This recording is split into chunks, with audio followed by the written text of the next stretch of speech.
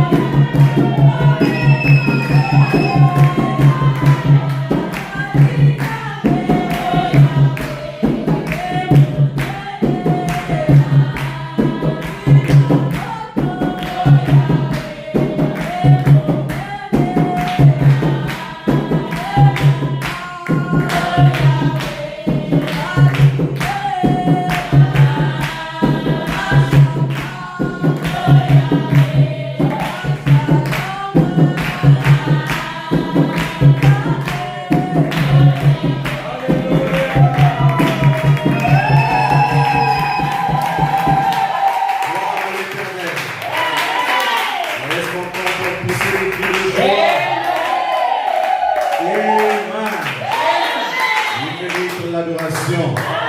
Il mérite nos louanges. Alléluia. Maintenant, nous allons passer à la parole. Je vais inviter chacun à se lever très respectueusement. Nous allons prendre nos Bibles dans le livre de Luc au chapitre 2, au verset 52. Nous allons lire dans 3 endroits. Luc 2, verset 52. Ensuite, nous prendrons Jean 4, versets 23 et 24. 1 Thessaloniciens 5, verset 23. Nous lisons au nom du Seigneur et Sauveur Jésus. Luc 2, 52. Et Jésus croissait en sagesse, en stature et en grâce, devant Dieu et devant les hommes. Jean 4, verset 23 à 24. Mais l'heure vient, et elle est déjà venue, où les vrais adorateurs adoreront le Père en esprit et en vérité. Car ce sont là les adorateurs que le Père demande. Dieu est esprit, et il faut que ceux qui l'adorent, l'adorent en esprit et en vérité. Et le dernier passage, 1 Thessaloniciens 5, verset 23. Que le Dieu de paix vous sanctifie lui-même tout entier, et que tout votre être, l'esprit, l'âme et le corps, soient conservés irrépréhensibles lors de l'avènement de notre Seigneur Jésus-Christ. Amen. Amen. On va dire en notre prière. Seigneur Dieu Tout-Puissant, nous bénissons ton Saint-Nom pour cette matinée et pour ta parole qui a été lue ce matin. Nous prions que tu nous en donnes le contexte, Seigneur, afin de bénir nos âmes. Au nom puissant du Seigneur et Sauveur Jésus-Christ. Amen. Amen. Vous pouvez vous asseoir. Que Dieu soit béni. Amen. Aujourd'hui, nous allons aborder un sujet que nous avons intitulé l'homme spirituel. Amen. Amen. L'homme spirituel. Et le sous-thème, c'est créateur d'atmosphère. Donc l'homme spirituel, créateur d'atmosphère. C'est ça le thème de ce matin. Et nous avions lu dans 3 endroits, dans Luc au chapitre 2 au verset 52, dans Jean chapitre 4 au verset 23 et 24, et dans 1 Thessaloniciens 5 verset 23. Amen. Amen. Et pour la compréhension de ce sujet, pour permettre à tout le monde de saisir ma pensée, le dictionnaire nous donne la définition de ce qu'on entend par l'homme. L'homme est un être humain. Amen. Tel que vous êtes un être humain, doté de vie. Amen. Et ici, spirituel renvoie donc par opposition à ce qui est charnel. Amen. Et si nous allons beaucoup plus loin, on qualifierait aussi cela de mystique, ce qui est mystique, ce qu'on ne peut voir avec nos yeux naturels. Donc nous parlons de l'homme spirituel. Amen. Amen. Et tout a commencé avec la création d'un homme spirituel. Alléluia. Et Dieu savait ce qu'il faisait au commencement. Dans Genèse au chapitre 1, au verset 26 et 28, nous lisons ceci. Puis Dieu dit, faisons l'homme à notre image. Amen. Selon notre ressemblance. À quelle image? À l'image de Dieu. Mais Dieu n'était pas physique.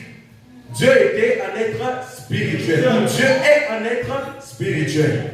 Donc c'est à cette ressemblance-là que l'homme du commencement a été d'abord créé.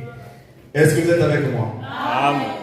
Et la Bible dit, et qu'il domine sur les poissons de la mer, sur les oiseaux du ciel, sur le bétail, sur toute la terre, et sur tous les reptiles qui rampent sur la terre. Donc, dès la création de cet homme spirituel, Dieu donne déjà une autorité à cet homme. Amen. Et cette autorité-là ne se limite pas seulement sur la terre, mais ça se limite aussi dans les créatures qui volent dans le ciel. Alléluia. Et celles-là qui sont dans la mer.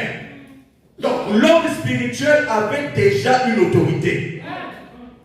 Est-ce que vous êtes avec moi? La Bible dit, Dieu créa l'homme à son image. Il créa à l'image de Dieu. Il créa l'homme et la femme. Et ce n'est qu'au chapitre 2 de la Genèse, à partir du verset 5, que nous voyons Dieu former l'homme de la poussière de la terre. Parce qu'il n'y avait personne pour cultiver le jardin. Il n'y avait personne pour entretenir le jardin. Et Dieu a donc décidé de mettre l'homme dans un corps de chair. Amen. Amen. La Bible dit, lorsque l'Éternel Dieu fit une terre et les cieux, aucun arbuste des champs n'était encore sur la terre, et aucune herbe des champs ne germait encore, car l'Éternel Dieu n'avait pas fait pleuvoir sur la terre, et il n'y avait point d'homme pour cultiver le sol. La terre était formée. Amen. Mais il n'y avait pas un homme pour entretenir cette terre. Alléluia. Dieu aime lorsqu'on entretient ce qu'il a créé. Dieu aime lorsqu'on entretient ce qu'il nous a donné. Toi, chrétien, tu dois apprendre à entretenir tout ce que le Seigneur met entre tes mains. Amen. N'est pas un esprit de gaspillage, mais tu dois entretenir ce qu'on te donne. C'est en entretenant ce que Dieu te donne qu'il te donnera encore davantage. Est-ce que vous êtes là? Gloire à Jésus. La Bible dit, l'Éternel Dieu forma l'homme de la poussière de la terre. Il souffla dans ses narines un souffle de vie, et l'homme devint un être vivant. De l'homme spirituel qu'il était, il est devenu un être physique, vivant, doté d'un esprit, d'une âme et d'un corps. Amen. Alléluia. Je ne vous sens pas encore. Alléluia. Est-ce que quelqu'un peut dire gloire à Dieu? Quelqu'un peut dire Hosanna? Alléluia. Dieu met l'insistance sur l'homme spirituel. Amen. Il met cette insistance-là. Au point où dans Jean chapitre 3, il dit ceci, à partir du verset 5. Jésus répondit. Il est question là de Nicodème et de Jésus. Et Nicodème était un homme de la loi. C'était un docteur de la loi. Mais il avait des questions auxquelles il n'avait pas de réponse. Il fallait qu'il aille vers celui qui avait la réponse de toutes choses. Amen. Et la Bible dit qu'il est allé de nuit pour aller voir Jésus. Et en arrivant, en voyant Jésus, il se met à lui poser des questions. Alors Jésus répondit, en vérité, je te le dis, si un homme ne naît d'eau et d'esprit, il ne peut entrer dans le royaume de Dieu. Pourquoi il le dit? Il est en train ici de soulever une naissance spirituelle. Amen. Parce qu'au commencement, il était question d'un être spirituel. Et Dieu est un être spirituel. Il veut aussi que ses enfants soient des êtres spirituels. Amen. Nous sommes des êtres spirituels. Et Dieu donne la clé à Nicodème. Il dit que si un homme ne naît d'eau et d'esprit, alléluia, il dit d'abord d'eau. Ça veut dire que tu dois prendre ton baptême d'eau. Le baptême d'eau est indispensable. Est indispensable pour la marche chrétienne. C'est le commencement même de ta marche. Alléluia. Si dans ta vie tu n'as pas encore pris cet engagement, ça veut dire que tu n'as pas encore véritablement eu une communion avec les saints. Alléluia. Il est important que nous prenions notre baptême. C'est Jésus notre modèle. C'est retrouvé dans le Jourdain pour prendre le baptême. Ça veut dire que c'était important. Amen. Il est allé dans le Jourdain et il s'est fait baptiser. Et le voilà qui donne un enseignement à Nicodème pour lui dire, si vous ne naissez d'eau et d'esprit, vous ne verrez pas le royaume des cieux. Amen. Ça veut dire que pour comprendre même le royaume des cieux, il faudrait que vous soyez nés d'eau et d'esprit. Le caractère spirituel de la chose est important. Amen. Cela est important. Et il dit, ce qui est né de la chair est chair. Et ce qui est né de l'esprit est esprit. Il n'y a pas de confusion entre la chair et l'esprit. Car la chair a ses besoins. Et l'esprit aussi a ses besoins. Et le chrétien ne marche pas selon la chair. Mais il marche selon les recommandations de l'esprit. Alléluia. C'est pourquoi nous disons que le chrétien ne doit pas être charnel. Le chrétien doit être un homme spirituel. Le chrétien doit être différent du monde. Parce que le monde nous met la pression sur la chair. Mais Dieu il met la pression sur l'esprit. Parce que c'est là où tout a commencé. Gloire à Jésus. Et c'est donc cet être spirituel qui avait reçu premièrement l'autorité sur toutes choses. Et si vous voulez aussi recevoir l'autorité, vous devez être un être spirituel. La raison pour laquelle vous n'avez pas d'autorité, c'est parce que cet être spirituel ne s'est pas encore construit en vous. Alléluia. Et Satan peut se jouer de vous parce que cet être n'est pas encore né en vous. Gloire à Jésus. C'était écrit que cet être spirituel avait reçu autorité. Amen. Le frère Madame dit dans la brochure les 5 identifications précises de la véritable Église du Dieu vivant. Prêché le 11 septembre 60, au paragraphe 66. Il dit ce qui suit. Si vous êtes chrétien, vous êtes une créature née de nouveau. Amen. Si vous êtes chrétien, vous êtes une créature née de nouveau. Vous êtes dans le royaume mystique de Dieu. Alléluia. Le royaume mystique de Dieu est encore appelé le corps mystique de Christ. Alléluia. C'est l'ensemble des croyants nés de nouveau. Amen. Et on ne peut pas entrer dans ce corps sans le baptême du Saint-Esprit. Vous devez recevoir cela.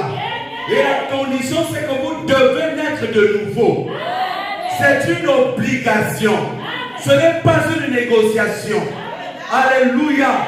Donnez-moi un bon amen. Ce n'est pas une négociation.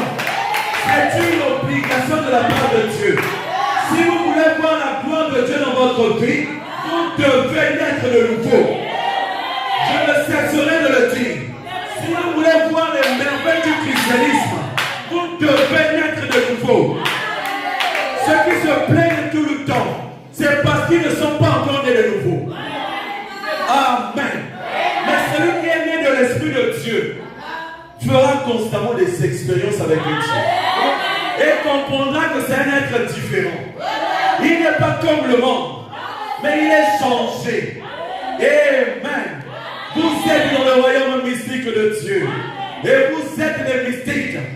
Si vous savez que vous êtes né de l'Esprit de Dieu, vous êtes un homme mystique. Amen. Vous êtes un homme mystique. Le monde doit vous craindre. Les sorciers doivent vous craindre. Parce que vous avez une nature mystique. La même nature qu'à Dieu, c'est cette même nature que vous avez. Alléluia. Gloire à Jésus. Vous êtes un être mystique.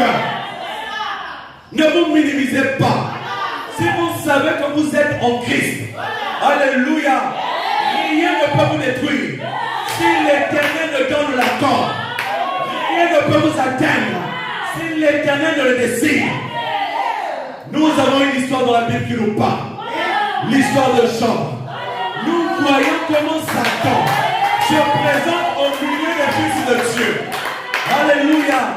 Et l'Éternel lui pose la question. Mais d'où viens-tu?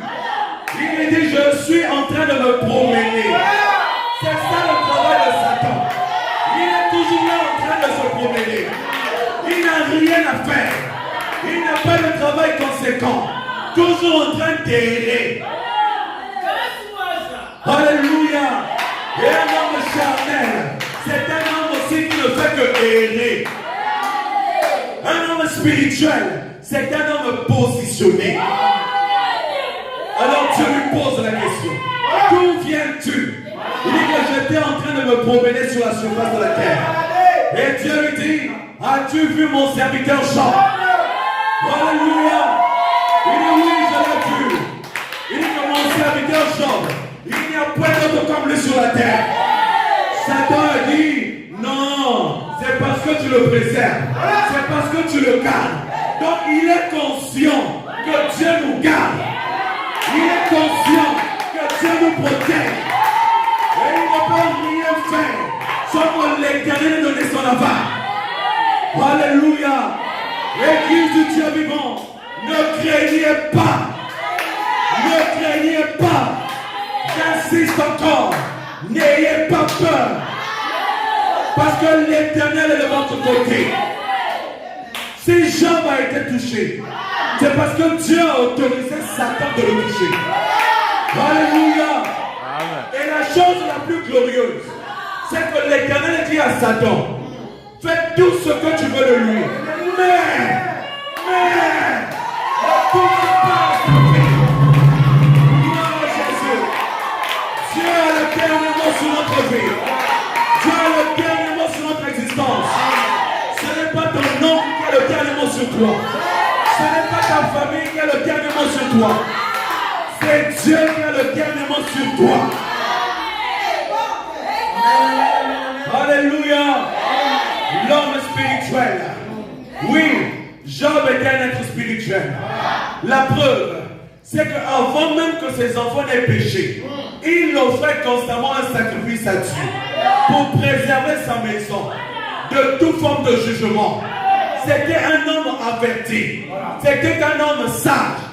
Parents, préservez vos maisons. Alléluia. Offrez à l'Éternel des sacrifices et d'actions de grâce. Et il gardera votre maison en sécurité. Gloire à Jésus. Amen. Il ne pouvait rien faire. Il ne pouvait rien faire contre Job. Le prophète dit, vos yeux ne sont pas fixés sur les choses de ce monde. Non. Le chrétien n'a pas ses yeux fixés sur les choses de ce monde, mais plutôt sur les choses d'en haut. Donc quand vous naissez de l'Esprit de Dieu, les choses d'en bas ne vous intéressent plus. Alléluia. Mais ce sont les choses d'en haut qui doivent vous préoccuper. Parce que maintenant vous devenez un être spirituel. Un être spirituel ne se préoccupe pas des choses de la terre, au point d'être tourmenté jour et nuit. Il est vrai que nous avons besoin de certaines choses, mais laissons Dieu faire ce qu'il a fait. Alléluia. N'empêchons pas Dieu de travailler dans nos vies à cause des soucis que nous avons dans les cœurs, à cause des pressions que nous avons dans la chair. Ne le permettons pas. L'Éternel a dit depuis le départ, il lui a donné autorité pour dominer. L'homme spirituel domine. Il va dominer sur sa chair. Il va dominer sur son esprit. Il va dominer. Amen. Amen. Dans la brochure, Apocalypse livre des sermons, prêché le 17 juin 56, au paragraphe 55, il est dit ce qui suit. Regardez, si vous avez le Saint-Esprit en vous, alors vous êtes un candidat à l'association avec le monde invisible et le surnaturel. Amen. Amen. Donne-moi le meilleur de ton amen. Alléluia. Quand vous êtes né de l'Esprit de Dieu, vous devenez candidat au monde invisible. Vous devenez un être surnaturel. Il n'est pas étonnant que les gens ne puissent pas croire en ces choses. Ils ne sont jamais entrés en contact avec le monde surnaturel. Ils ne comprennent pas comment ça fonctionne. Amen. Il n'y a rien ici à l'intérieur pour croire. Mais lorsque le Saint-Esprit vient dans le cœur, aussitôt, il devient un être double. Amen. Quand le Saint-Esprit vient dans votre cœur, vous devenez un être double. Vous comprenez ça? Vous devenez un être double. L'un de la terre pour mourir, donc cette chair, et l'autre du ciel pour vivre. Alléluia. Votre partie invisible. Dans son corps, il est toujours sujet à la mort. Mais dans son âme, il est passé de la mort à la vie. Gloire à Dieu. Alléluia. Et les anges de Dieu le visitent. Amen. Un homme spirituel, c'est un homme qui reçoit aussi la visitation des anges. Vous ne croyez pas? Vous ne croyez pas? Un homme spirituel, c'est un homme qui reçoit la visitation des anges. Les anges apparaissent encore au Fils de Dieu. Alléluia. Ce n'était pas seulement dans l'Ancien Testament, non. Et ici, en ce temps de la fin, les anges apparaissent encore au Fils de Dieu. Le problème avec l'homme charnel, c'est qu'il pense que quand on parle d'ange, forcément il doit avoir des ailes, venir vers toi. Non! La Bible dit que beaucoup parmi vous, par votre, comment on appelle ça, votre hospitalité, ont reçu parfois des anges dans leur maison. Alléluia! Alléluia! Et un ange peut simplement dire un messager. Gloire à Dieu. Un messager. Il y a eu un homme, du temps de frère là, il a raconté l'histoire. Il disait que cet homme-là voulait recevoir la visitation de Jésus. Et qu'est-ce qu'il a fait? Il s'était fait une image de Jésus. Il a préparé sa table, il a tout préparé. Aujourd'hui, je dois recevoir le Seigneur Jésus. Il était en train de tout apprêter. Il a tout préparé. Du matin jusqu'au soir. Il attendait. Mais à un certain moment de la journée, il y eut un homme qui est venu devant sa porte. Il était débraillé. Il ne pouvait pas attirer les regards. Et quand cet homme l'a vu, il l'a méprisé.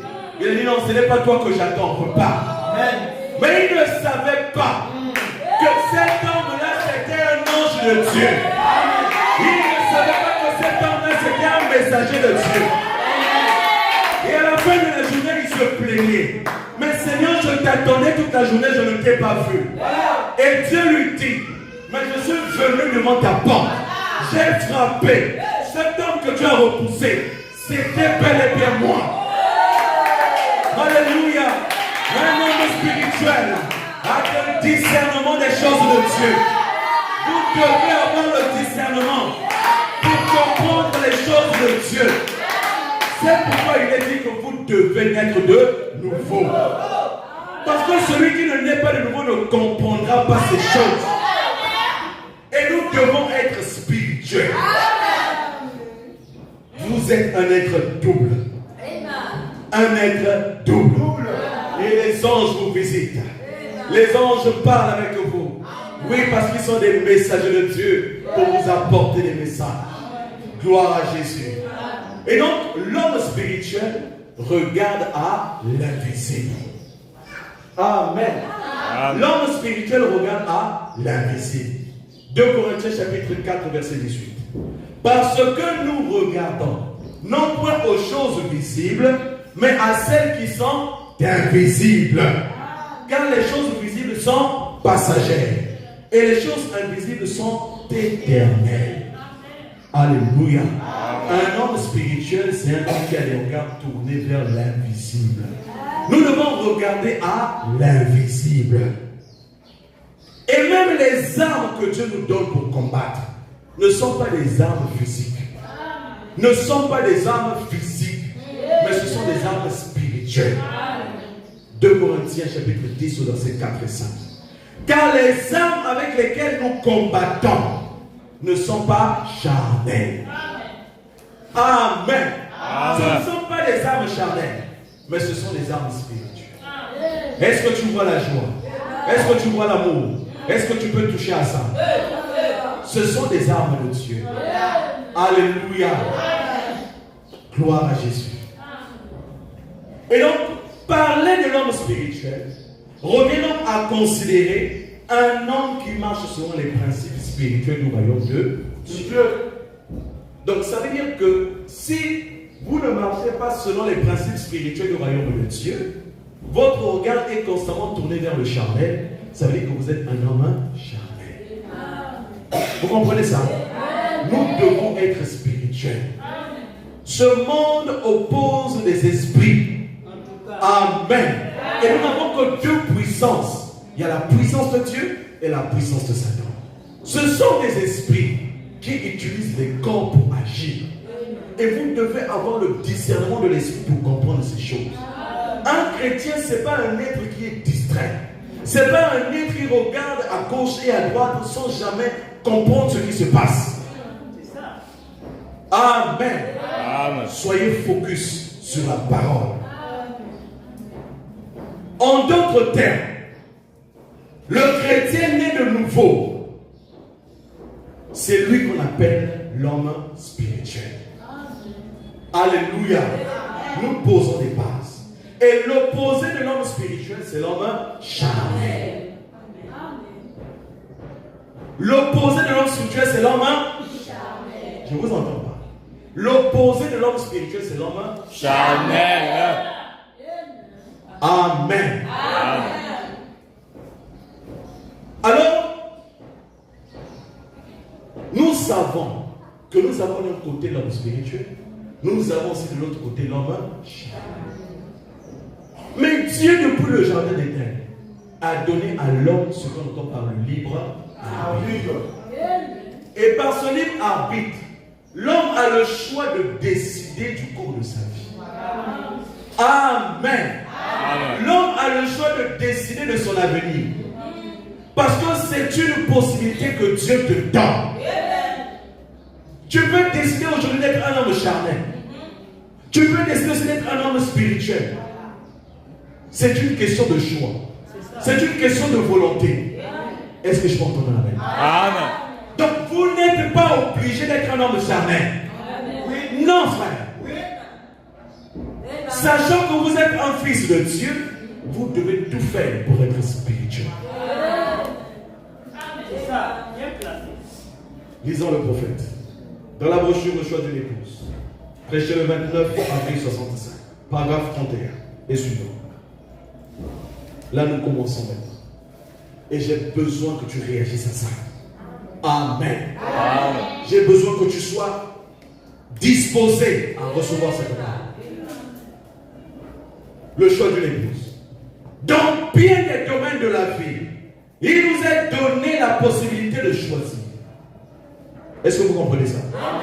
Dans bien des domaines de la vie, il nous est donné la possibilité de choisir. Le mode de vie lui-même est un choix. Si vous voulez aujourd'hui être riche, c'est un choix. Si vous voulez aujourd'hui être pauvre, c'est aussi un choix. Parce que quand vous choisissez d'être riche, vous vous donnez aussi les moyens de le devenir. Parce que vous avez en vous la volonté de faire. Alléluia. La vie, c'est un choix. Le mode de vie, c'est un choix. Alléluia. Nous avons le droit de suivre notre propre voie. Nous avons ce droit-là. Alors vous n'avez pas de raison pour me dire que je n'arrive pas. Vous n'avez pas ce droit-là. Parce que vous avez un choix à faire. Le choix vous est toujours donné. Parce qu'au jour du jugement, le Seigneur te posera la question. J'ai mis ça devant toi, mais qu'est-ce que tu as fait? La question du choix va encore se poser. Nous avons le droit de suivre notre propre voie, de choisir notre propre manière de vivre. Si aujourd'hui tu veux être un frère consacré, tu le seras. Si aujourd'hui tu veux être une femme charnelle, tu le seras aussi. Par tes comportements, tu nous montres déjà de quel côté tu es parti. Un homme qui a choisi de vivre une vie consacrée, c'est un homme qui a choisi de vivre une vie de sacrifice. Parce qu'il a fait un choix. Vous avez un choix à faire. La vie est un choix. Notre manière de vivre est un choix. Oui. Quand vous décidez de vivre dans le péché, ça veut dire que vous-même vous avez choisi de vivre dans le péché. Parce qu'avant que Satan ne puisse vous atteindre, il vient d'abord vous solliciter. Tant que vous n'ouvrez pas la porte, il ne fera rien. Nous avons parlé ici du canal de la pensée. Et c'est un canal par lequel Dieu passe, Satan aussi passe. Quand il veut vous emmener à faire quelque chose, il vient au travers de votre pensée vous insuffler des choses. Et quand vous acceptez ça, ça veut dire que c'est votre propre choix. N'accusez pas Satan, c'est vous-même. Alléluia. L'instruction est un choix. Cher enfant, vous pouvez être intelligent aujourd'hui parce que vous l'avez choisi. Mais un enfant qui ne veut pas étudier, c'est un choix qu'il fait.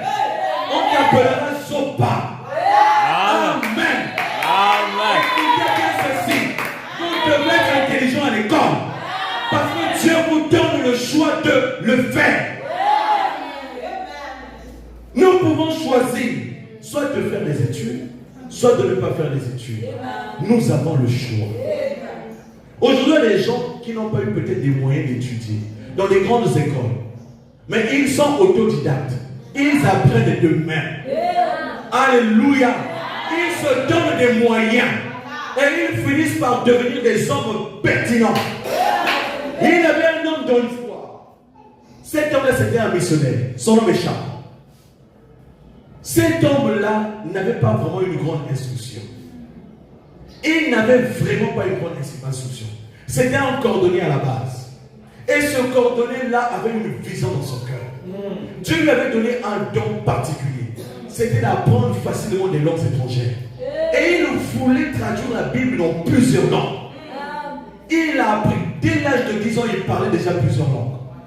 Parce qu'il apprenait. Il se consacrait à l'apprentissage. Mais chrétien, ça fait des années. Tu ne connais même pas utiliser ta Bible. Tu ne connais même pas où se trouve le livre de Michée. C'est un problème. C'est un choix que tu fais. Tu dois te décider, soit d'être un véritable chrétien, soit d'être un mauvais chrétien. Dieu ne fait pas des demi-chrétiens. Dieu fait un chrétien complet. Dieu ne fait pas des demi-prédicateurs. Il fait des prédicateurs entiers. Mais ce sont ces prédicateurs-là qui veulent être à moitié. C'est eux qui veulent limiter Dieu. Mais Dieu est la grande fontaine de sagesse. C'est à nous d'aller puiser. C'est à nous d'aller chercher. C'est à nous de nous cultiver. C'est à nous de nous consacrer. Le bien et le mal, c'est un choix. Quand tu décides de faire le bien à quelqu'un, c'est parce que tu l'as voulu. Quand tu veux faire du mal aussi à quelqu'un, c'est parce que tu l'as voulu. Le bien et le mal, c'est un choix. Tout homme, toute femme, garçon et fille doit choisir soit d'essayer de mener une vie droite ou de ne pas mener une vie droite. Examine ta vie. Est-ce que ta vie est droite? Est-ce que dans ta vie là, il y a encore des virages? Quel est le choix que tu as fait ce matin? Dieu te met devant un fait accompli. Il dit que la vie c'est un choix. Vous pouvez choisir d'être une église prospère. C'est à vous qui devez donner ce choix. Vous pouvez choisir aussi d'être une église médiocre. À cause de vos attitudes, de vos comportements, cette église ne va pas prospérer. Si vous voulez voir Dieu agir, vous devez vous sacrifier pour la circonstance. Combien ont prié avant de venir? Combien se sont consacrés avant de venir? Pour soutenir l'œuvre de Dieu.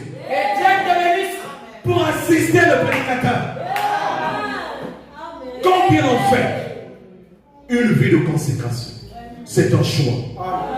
Et le choix que tu as fait, c'est lequel?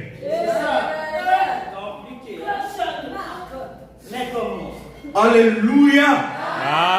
C'est un choix. Le choix est quelque chose d'important. Amen. Donc l'homme spirituel selon la Bible, n'est pas simplement quelqu'un de religieux ou qui a des pratiques extérieures, mais une personne dont la vie est conduite, éclairée et transformée par l'Esprit de Dieu. Donc quand vous déclarez par votre bouche que vous êtes un être spirituel, on doit le voir par vos actes. Amen. Les actes ne trompent pas. Cachez-vous comme vous voulez. Mais quand on voit vos actes, on sait de quel côté vous vous trouvez. Gloire à Dieu. Dieu est mon point. Amen. Alors nous allons essayer de prendre quelques aspects d'un homme spirituel dans la Bible. Un homme spirituel, il est conduit par l'Esprit de Dieu. Un homme spirituel n'est pas conduit par les hommes. Il est conduit par l'Esprit de Dieu. Amen. Je suis dans un contexte. Amen. Romains 8, verset 14. Car tous ceux qui sont conduits par l'Esprit de Dieu sont fils de Dieu. Donc si tu es fils de Dieu, ça veut dire que tu dois être conduit par l'Esprit de Dieu. Par quel esprit es-tu conduit? Amen. Quand tu vas faire ce que tu sais faire, par quel esprit es-tu conduit? Est-ce l'esprit de Dieu ou l'esprit du monde? L'homme spirituel ne vit pas selon ses propres désirs charnels. Amen. Mais il se laisse guider par le Saint-Esprit dans ses choix et dans sa conduite. Dieu est conscient qu'il nous a mis dans un corps de chair. Il est conscient aussi que ce monde est plein d'esprit. Mais il sait aussi pourquoi il le fait. Il vous a aussi doté d'une capacité de choisir. Amen. L'homme spirituel, il a l'esprit de Christ en lui. Un homme spirituel a l'esprit de Dieu en lui. Il n'a pas l'esprit du monde en lui. Celui qui a l'esprit de Michael Jackson fera des choses comme Michael Jackson. Quand on le voit danser, on saura que ça c'est l'esprit de Michael Jackson. Mais celui qui a aussi l'esprit de Christ, il vivra comme un Christ. Il marchera comme un Christ. Il priera comme un Christ. Amen.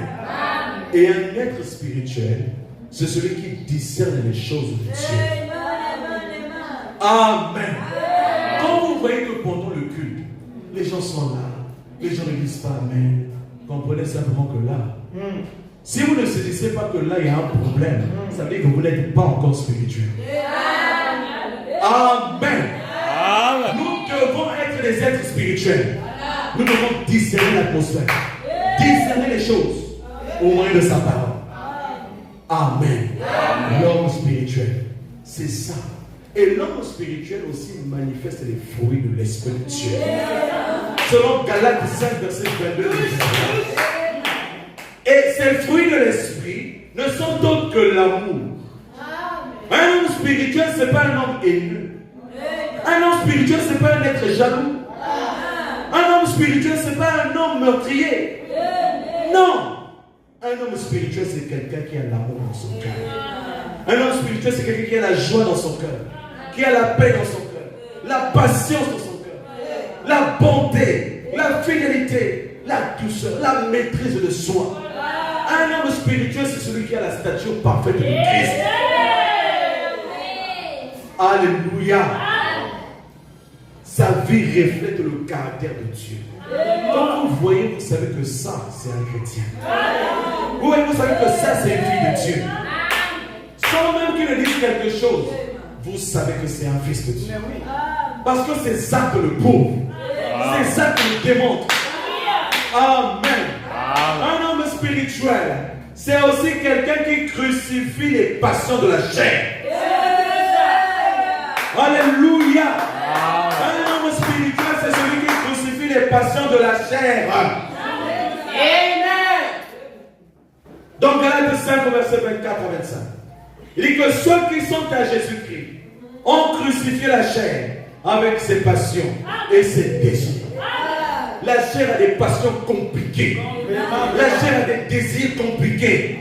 Mais quand on devient spirituel, on crucifie toutes ces choses. Et on doit veiller sur ça.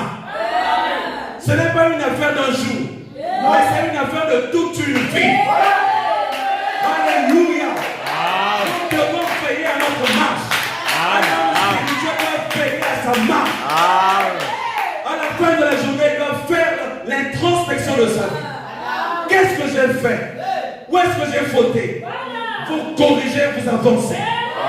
C'est ça un homme spirituel.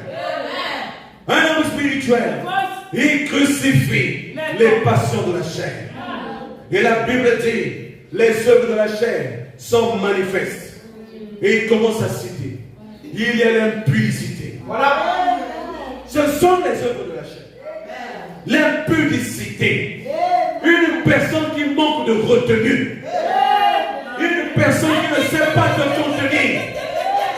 Une personne qui ne sait pas faire les choses correctement. L'impudicité. Un homme spirituel n'est pas impudique. Un homme spirituel est sanctifié. Alléluia. Un homme spirituel a de la décence, a du respect des choses de Dieu. Alléluia. Vous pouvez avoir des désirs impudiques. Vous pouvez avoir des regards impudiques et des gestes impudiques. Un frère se présente devant toi et ton collègue commence à le convoiter. Ce sont des gestes impudiques. Ne le faites pas. Alléluia. Des postures impudiques. Tu es mal habillé. Mais tu viens t'asseoir devant. C'est quoi ton projet? Ton projet c'est quoi? Une personne impudique. Dieu n'a pas besoin des hommes impudiques. Il ne le veut pas. Des paroles impudiques. Tout ce qui sort de ta bouche est sale. Quand tu es avec des bénéfices, c'est des choses sales. Quelle atmosphère tu crées autour de toi? Quelle atmosphère tu crées autour de toi? Parce qu'on a dit que l'homme spirituel est créateur d'atmosphère. Mais une atmosphère spirituelle. L'homme charnel aussi crée une atmosphère. Mais une atmosphère mondaine, diabolique, impudique. Et ça se sent. Amen, amen, amen, amen. Si votre objectif, c'est d'enflammer les frères, on va vous éteindre. Dans cette église, on a besoin de la sanctification. On a besoin de la pureté. Des choses sales, laissez ça dehors. Un homme spirituel n'emmène pas une double vie. Soit tu vis la vie de Dieu, soit tu vis la vie de Satan. Amen. Les œuvres de la chair, l'impureté, ce qui est mauvais, ce que tu entends à longueur de journée, la musique que tu entends là, est-ce que c'est une musique qui bénit ton âme? Aujourd'hui, même dans le cercle chrétien, Satan est rentré. Des musiques qui n'ont plus de sens, des musiques qui n'emmènent plus les âmes à l'autel, pousser les gens à réfléchir, à se questionner sur leur existence. Toujours là en train de danser. À la fin, tu sauras quoi? L'impureté, des choses impures. Qu'est-ce que tu vois à longueur de journée? Tes yeux se tournent vers quoi? Ce sont des œuvres de la chair. Et un homme spirituel n'est pas tourné vers ces choses-là. Il doit crucifier. Ce n'est pas Dieu qui viendra le faire pour toi, mais tu dois le faire personnellement. Amen. C'est juste. La dissolution, œuvre de la chair, c'est un dérèglement des mœurs. Alléluia. Un dérèglement des mœurs. L'idolâtrie est entrée dans ce message. Ce sont des œuvres de la chair. Ne devons être des êtres spirituels. Amen, amen, amen, amen. Alléluia. L'idolâtrie. Les gens se disent aujourd'hui, ah, l'idolâtrie, c'est juste aller s'agenouiller devant une statuette. Non. Aujourd'hui, l'idolâtrie a changé de forme. Quand tu considères une personne plus que Dieu, tu es un idolâtre. Tu considères ton frère ou ta soeur plus que Dieu, tu le crois plus que Dieu, tu es un idolâtre. Tout ce que tu mets avant Dieu, c'est de l'idolâtrie. Des stars du monde que vous vénérez, c'est des idolâtres.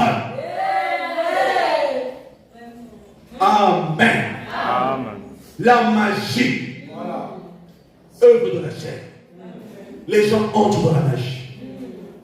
Mais soyez spirituels et vous comprendrez beaucoup de choses.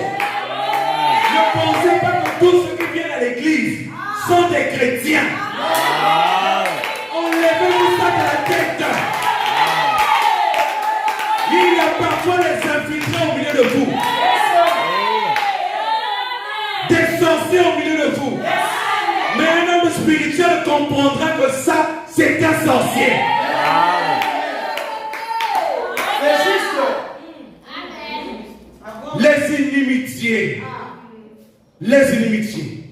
C'est quoi une inimitié? Un sentiment de haine envers quelqu'un. Il t'a fait quoi? Pourquoi tu as de la haine dans ton cœur pour ton frère? Il t'a fait quoi? Il est tranquille dans son coin et toi tu commences à développer une haine contre lui.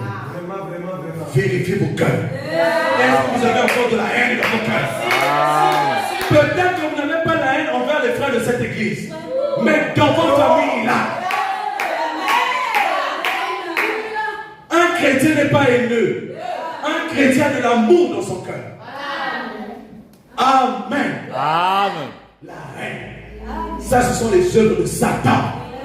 Et nous devons chasser ça au milieu de nous. Nous voulons l'unité. Nous voulons l'amour au milieu de nous.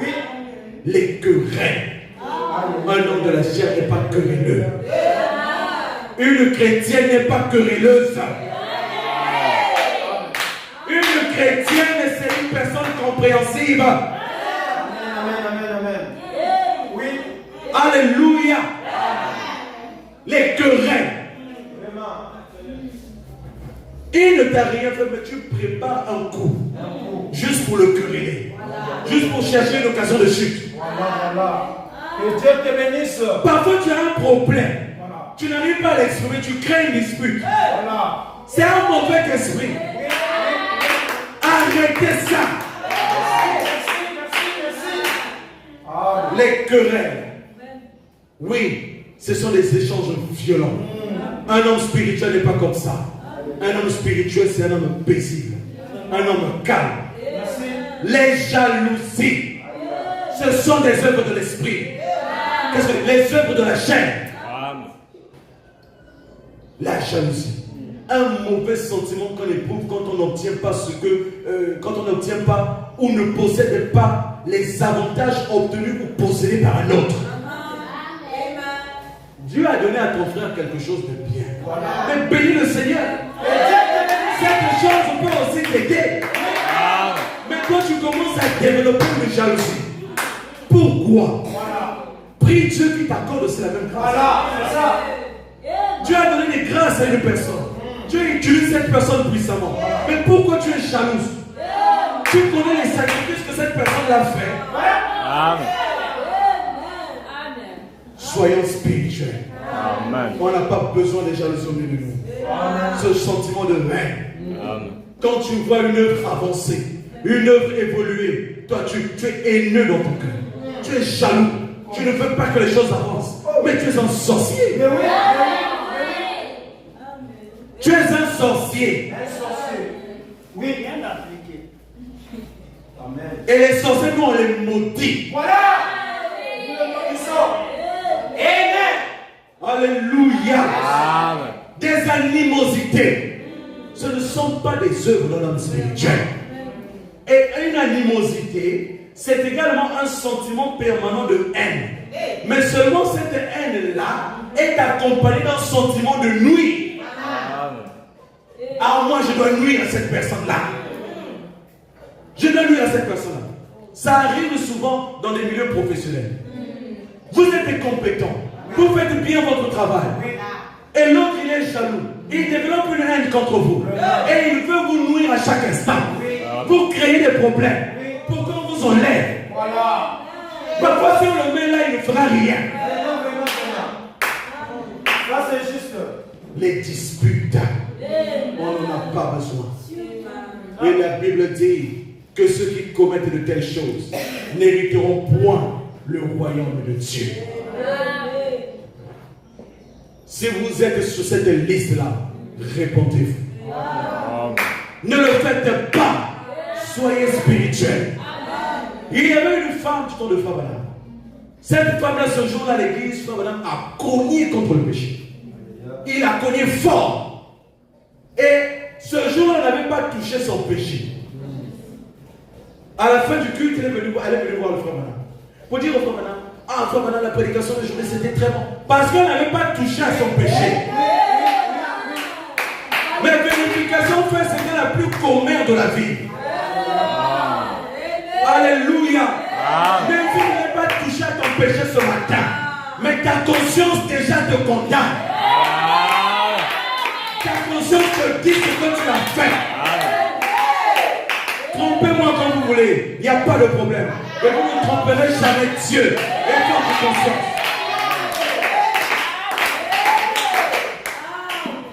Des envies, tout le temps des envies. Tu n'es pas marié, mais tu as envie des hommes. Pourquoi? Des envies, on n'en a pas besoin.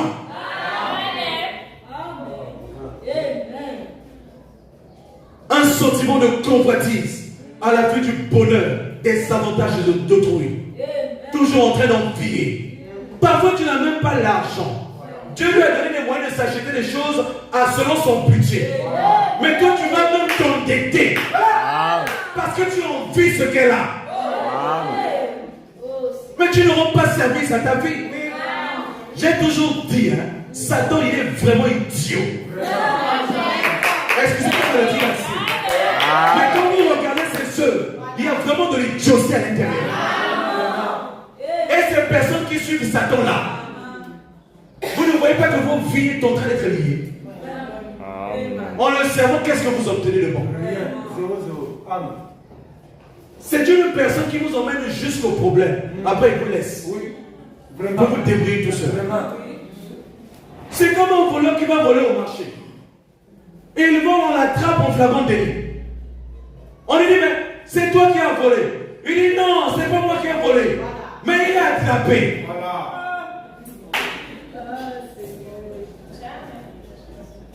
Vous comprenez ça? Et là, sa conscience revient. Satan te laisse. Et tu vas te débrouiller. C'est cette vie-là que vous voulez. C'est ce mode de vie-là que vous voulez. Oh, moi, je veux servir l'Éternel des amis. Je veux servir le Dieu tout-puissant. Parce qu'il me fait tellement du bien. Alléluia. Que j'ai l'argent ou pas, il me rend heureux. Que j'ai l'argent ou pas, il me bénit ainsi. Je ne cesserai de le dire. Ces paroles mémorables de Josué, quand il est arrivé au terme de sa vie, il a rassemblé tout le peuple d'Israël pour leur dire, maintenant, choisissez qui vous devez servir. C'est la personne de l'Éternel, et servez Dieu de vos pères. Arrêtez d'avoir une nouveau vie. Ça ne vous apportera rien. Mais moi et ma maison, nous servirons l'Éternel.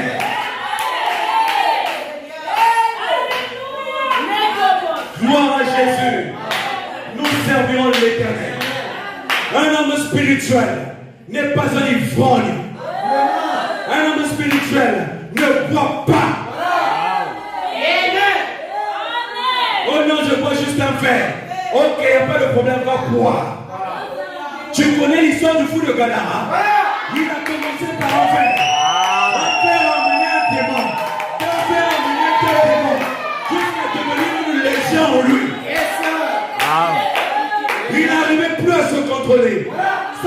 t'appartenez plus. C'est ça les œuvres de Satan. Il vous dépouille. Il prend votre jeunesse. Il prend votre vie. Mais Dieu vous donne la liberté.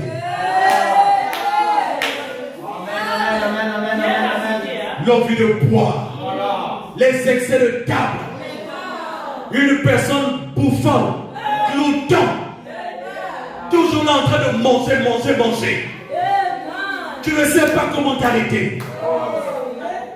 Ce n'est pas ça un homme spirituel. Un homme spirituel se maîtrise. Merci. Tu sais que demain tu as culte et te voilà en train de te coiffer d'aliments. Et quand tu vas dormir, tu dors comme un sac de foufou. À quel moment tu vas prier? À quel moment tu vas te réveiller? À quel moment tu vas te consacrer? C'est ça un homme spirituel. Nous ne courons pas comme à l'aventure. Nous ne battons pas comme battons l'air. Mais nous courons vers le but pour remporter le prix. Alléluia. Un homme spirituel, c'est un homme qui a des objectifs. Il n'est pas charnel. Merci. Amen. Gloire à Dieu. Un homme spirituel. Est-ce que vous comprenez maintenant? Un homme spirituel est donc une personne née de nouveau, remplie et conduite par le Saint-Esprit qui vit selon la parole de Dieu, discerne les choses invisibles et manifeste le caractère de Christ dans son quotidien. Chaque jour que Dieu fait, il manifeste les œuvres de Dieu. Il ne force pas, mais c'est naturel. Alléluia. C'est naturel en lui. Amen. Maintenant nous savons ce qu'un homme spirituel, c'est qu'un homme charnel. Amen. Évoluons. Nous entrons maintenant dans le souterrain. C'était pour vous montrer c'était quoi un homme spirituel. Nous parlons de l'homme spirituel créateur d'atmosphère. Et j'ai besoin de votre attention. Nous parlons de l'homme spirituel créateur d'atmosphère. Un homme spirituel, c'est quelqu'un qui crée l'atmosphère autour de lui. Et l'atmosphère ici est définie selon l'astronomie.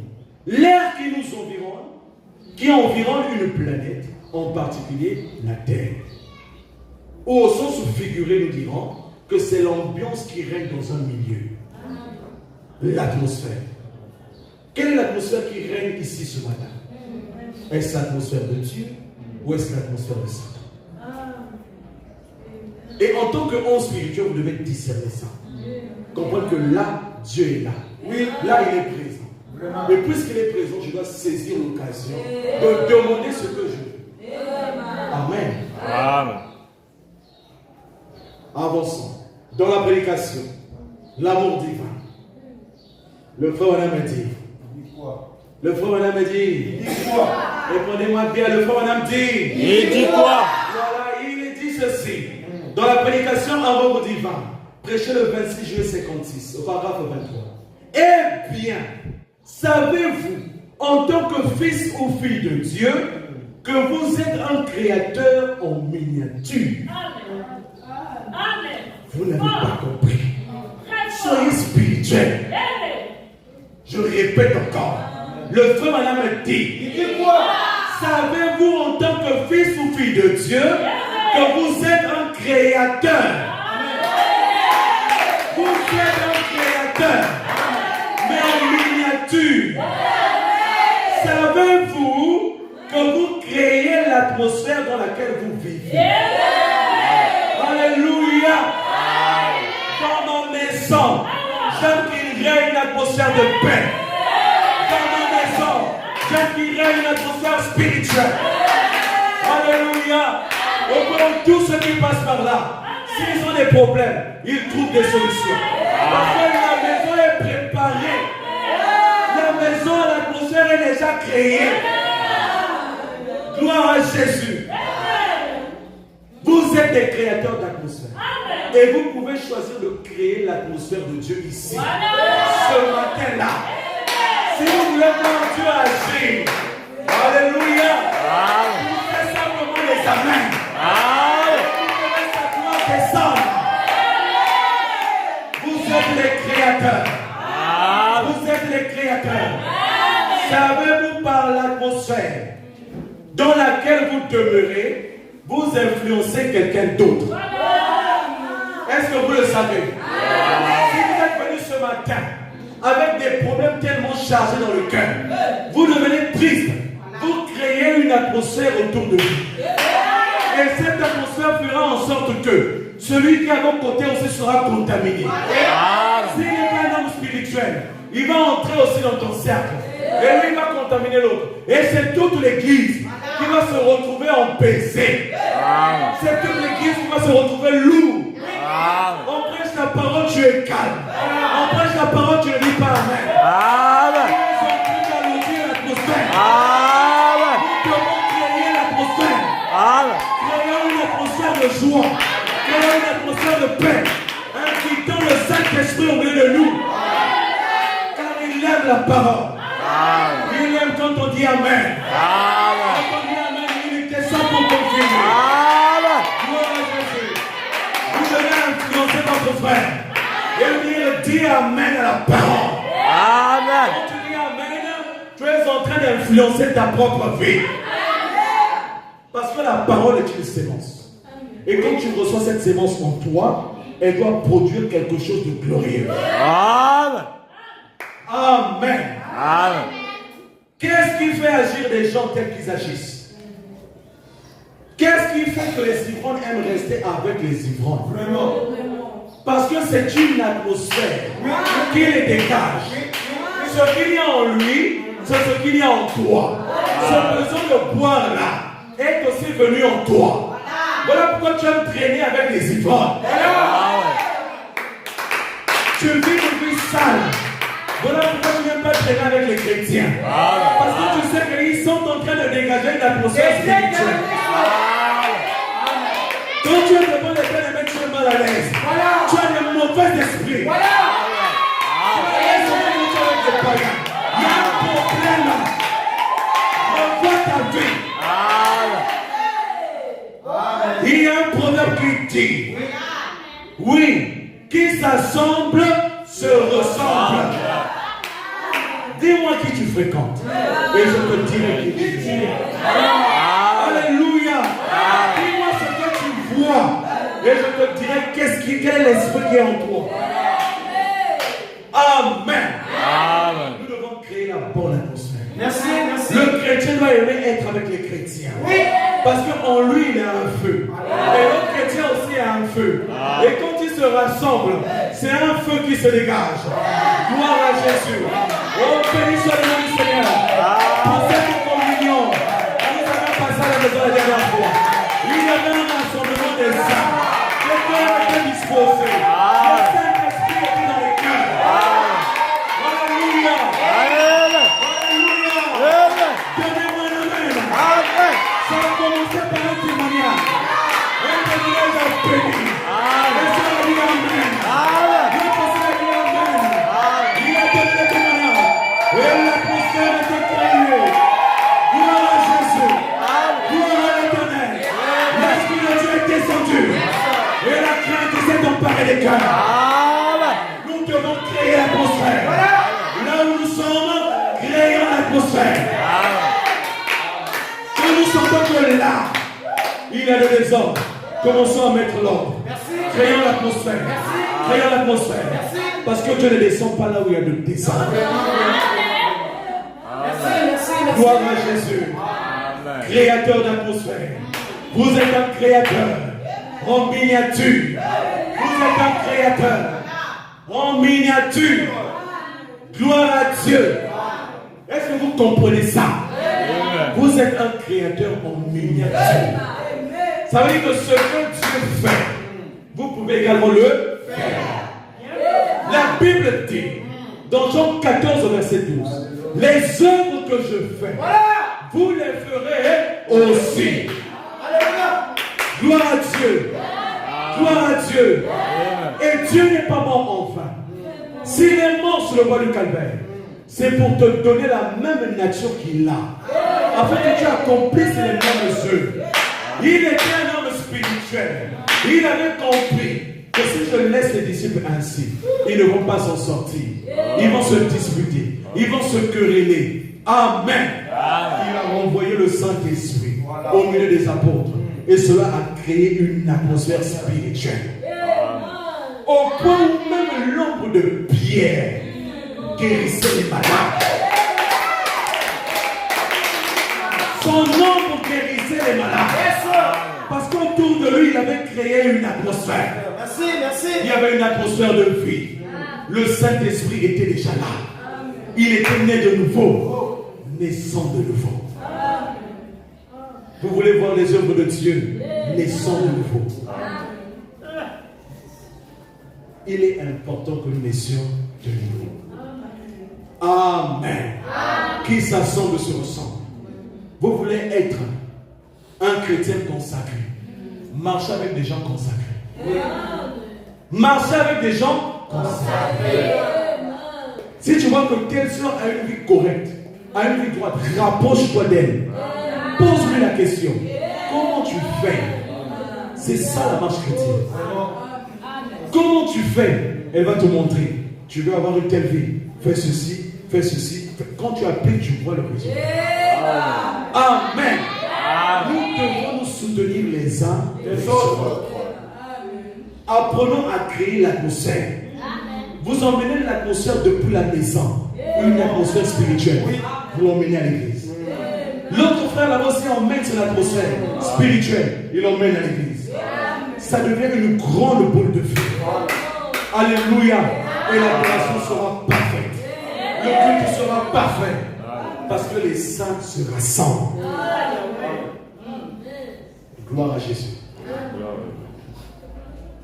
Donc une personne, un chrétien, créateur d'atmosphère, est une personne qui par sa présence, rien que sa présence, crée une atmosphère. Rien que sa présence crée une atmosphère. Vous ne comprenez pas. Rien que par sa présence, il crée une atmosphère. Ne soyez pas étonnés.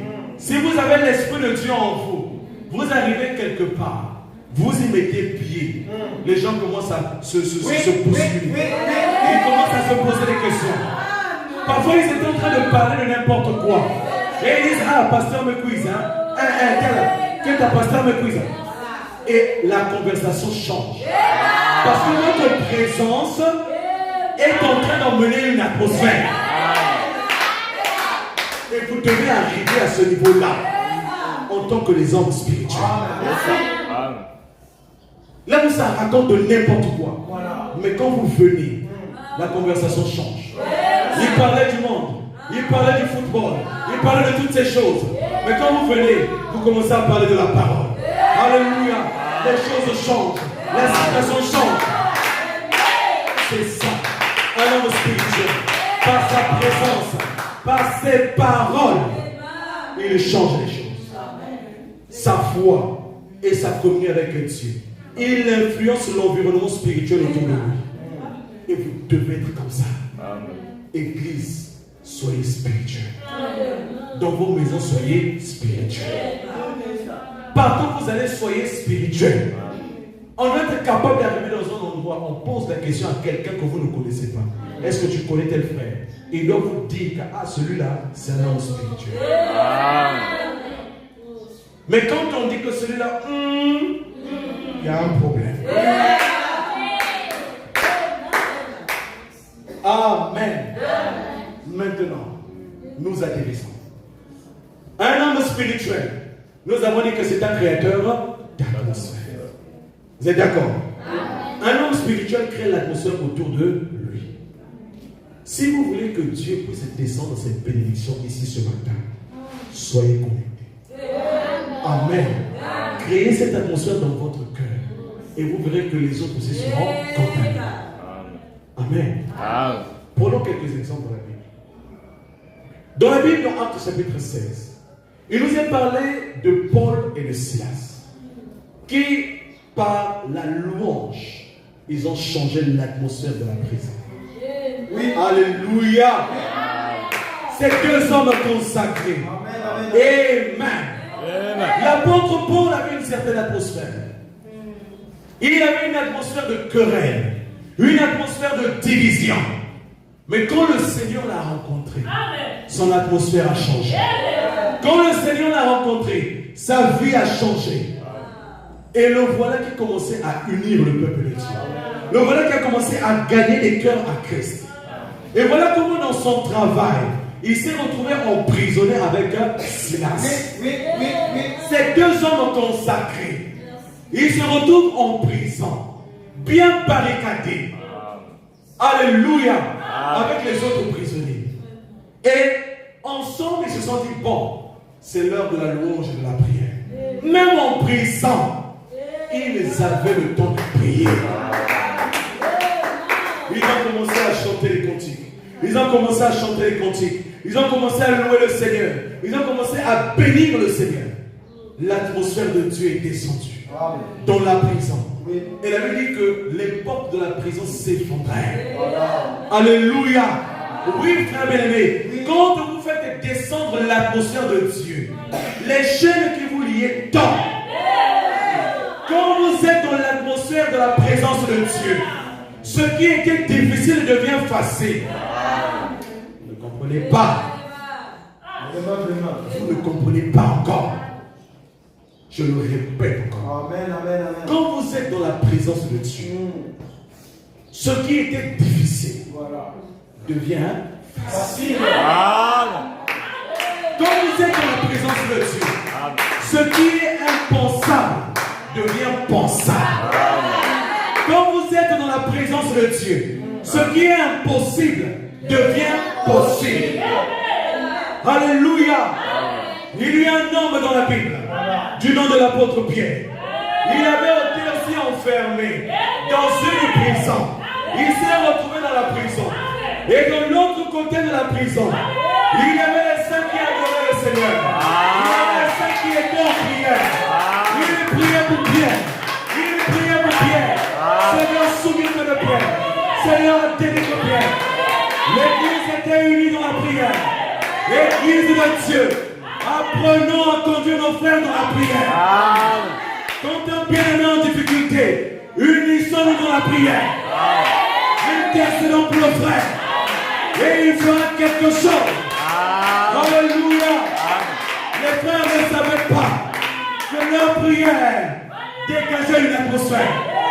Les frères ne savaient pas que leur prière avait dépêché un ange dans la prison. Attendez-moi les frères. Ils ne savaient pas que l'ange de l'Éternel était venu en prison pour libérer Pierre. Et le voilà qui était là, allongé sur le lit de la prison. Pendant ce temps, les saints intercédaient. Ils priaient. Seigneur, agis. Seigneur, agis. Seigneur, agis. Oh, bien-aimé, même si tu ne vois pas les résultats de ta prière, et la foi que quelque part, cette prière a de l'efficacité. Alléluia. Alléluia. Et Pierre s'est levé. L'ange de l'Éternel est venu dans la prison. Et quand il entre dans la prison, l'atmosphère a changé. La vie que Pierre était gardé par des escouades. Alléluia. Il y avait plusieurs gardiens qui étaient là, qui ne gardaient qu'un seul homme. Oh frère, on ne peut pas limiter un fils de Dieu. On ne peut pas le garder enchaîné. Faites ce que vous voulez. Liez-le comme vous voulez. Mais quand l'Éternel décide d'agir, il envoie son ange pour déverrouiller la situation. Gloire à Jésus. Et l'ange de l'Éternel est déjà ici pour agir, pour accomplir des choses impossibles au milieu de son peuple. Gloire à l'Éternel. L'ange de Dieu était là. Pierre était lié. Il avait les chaînes. Lié. Il était là. Lié. La Bible dit Quand l'ange se présenta et quand l'ange le toucha, ses chaînes sont tombées. Alléluia. Quand l'ange est présent, tes chaînes doivent tomber. Quand l'ange est là, ta vie va changer. Je ne crois pas à ce chrétien-là qui fait des expériences avec l'ange, dont la vie est toujours liée. Je ne crois pas ça. Je ne crois pas ça. Alléluia. Quand Dieu décide de te visiter, et si tu es tant soit peu sincère dans ton cœur, il va te libérer. Il va te délier. Alors ce matin, en tant que serviteur de Dieu très haut, je te libère au nom de Jésus. Je te libère au nom de Jésus. Si ta vie a été bloquée dans les finances, maintenant je proclame cette parole de bénédiction sur ta vie. Je te déclare riche. Je te déclare béni. Si tes activités étaient bloquées, alléluia. Si tu crois au Seigneur Jésus, Dieu te fera du bien. L'ange de l'Éternel, dans la prison, avec l'apôtre Pierre, il a dit à Pierre, maintenant, avant que nous puissions sortir de cette prison, de cette cage, voilà ce que tu dois faire. Il dit à l'apôtre Pierre, mets ta ceinture. Gloire à Dieu. Mets ta ceinture. Il commence par lui présenter la vérité. Parce que la ceinture dans la parole est le type aussi de la vérité. Vous ne pouvez pas marcher avec l'ange et ne pas être dans la vérité. Si vous êtes liés, la première des choses, vous devez accepter la vérité. Amen.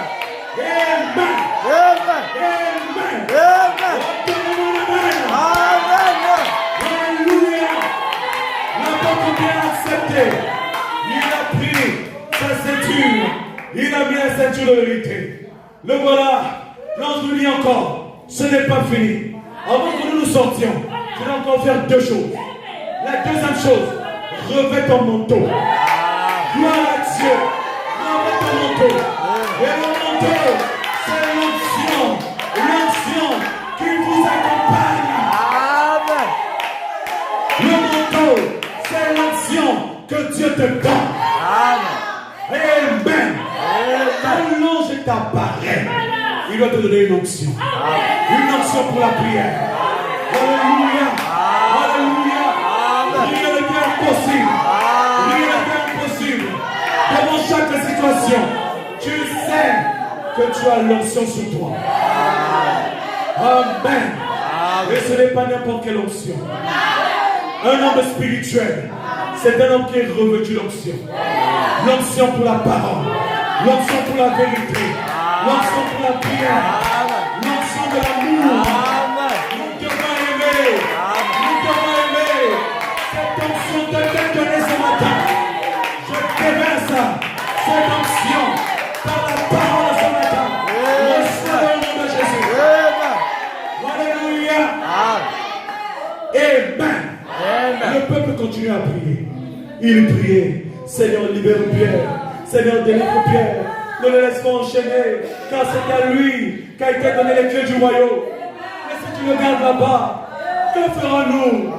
Alléluia. Le chrétien est soucieux lorsque son frère est en difficulté. Il ne se réjouit pas du malheur de l'autre. Il ne se réjouit pas de la chute de l'autre. Alléluia. L'amour est pointilleux. L'amour pardonne tout. L'amour pardonne tout. L'amour ne suspecte point de mal.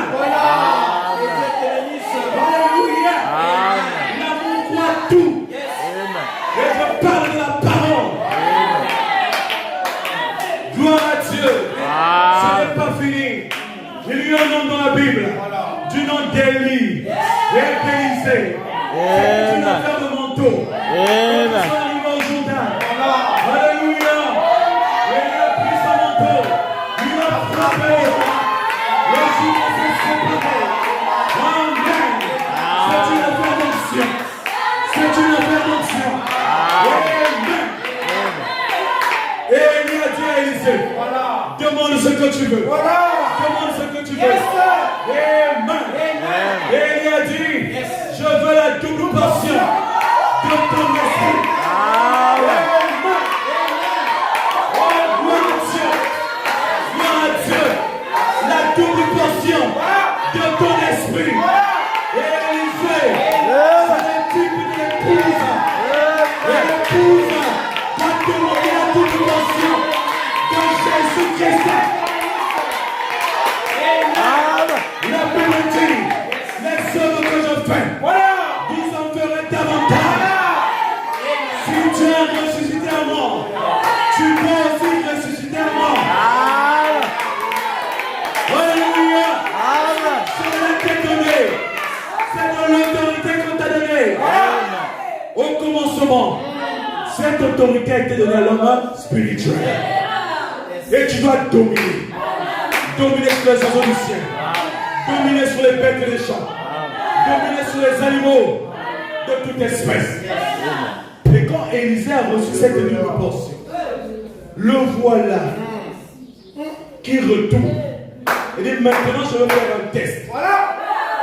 Il y avait les prophètes qui étaient là, qui le regardaient et disaient dans leur cœur certainement, mais qu'est-ce qu'il fera? Est-ce qu'il a réellement reçu cette onction? Le monde se posera des questions. Est-ce que tu as réellement rencontré Dieu? Le monde se dira, est-ce que tu as réellement reçu l'onction d'Élie? Oh bien, nous avons reçu cette onction. On se prend de la fin. Amen. Le prophète dit, le prophète dit, tout ce qui était en Dieu, il a déversé en Christ. Et tout ce qui était en Christ, il a déversé dans l'Église. Amen. Nous avons le pouvoir. Il a dit que tout pouvoir m'a été donné dans le ciel et sur la terre. Tout pouvoir m'a été donné.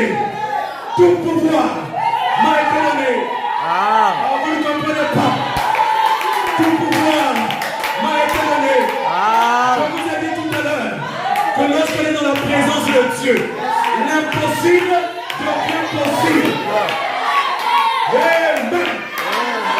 Ce qui est impossible aux hommes, maintenant là, pour moi, c'est possible.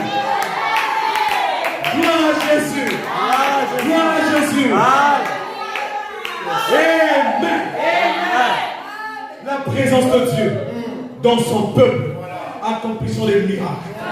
Et quand les fils des prophètes étaient là, regardant à Élisée, qu'est-ce qu'il va faire?